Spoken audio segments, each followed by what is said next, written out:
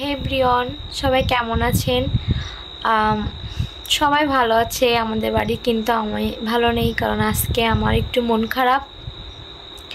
আজকে ভোর 5:30টার সময় আমি যখন ফেসবুকে অন করি, তখন আমার কাছে একটা নোটিফিকেশান এলো যে আমার ফেসবুক সাসপেন্ড হয়ে গেছে। তো তখন ব্যাপারটা দেখে খুব খারাপ লাগলো। তো আপিল করেছি, এখন আমার ফেসবুকটা আসবে কি না 24 ঘন্টার মধ্যে জানতে হবে। তো তোমরা সবাই একটু দোয়া করো যেন আমার ফেসবুকটা যেন আমি খুব তাড়াতাড়ি ফিরে পাই। আমার খুব খারাপ লাগছে এই যে কিসের জন্য হঠাৎ করে ফেসবুক আমাকে এমন ডিসিশন দিল যে সাসপেন্ড করে দেবে আমার ফেসবুকটা। আমি নতুন খুলেছি আজকে এই 6 দিন, মনে হচ্ছে যে আমার ফেসবুকের উপরে কারোর নজর লেগেছে। এখন কেউ রিপোর্ট করেছে কিনা আমি তাও কিছু বুঝতে পারছি না।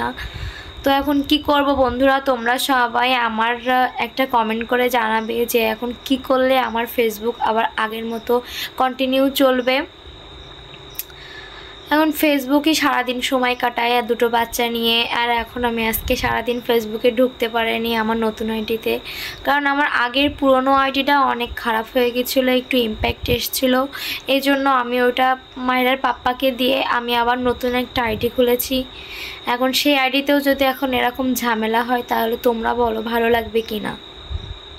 তো আজকে সারাদিন আমার মন খারাপ, ভালো লাগছে না, কি করব। আর এখন তো হচ্ছে রান্না বান্না করা হয়েছে, আজকে একটু তেয়ারি রান্না করছিলাম মায়েরার জন্য। আর মায়েরা দুপুর থেকেই বলছে যে মাম্মি আমি একটু চটপটি খাবো, তো আমি আজকে একটু চটপটি রান্না করছি।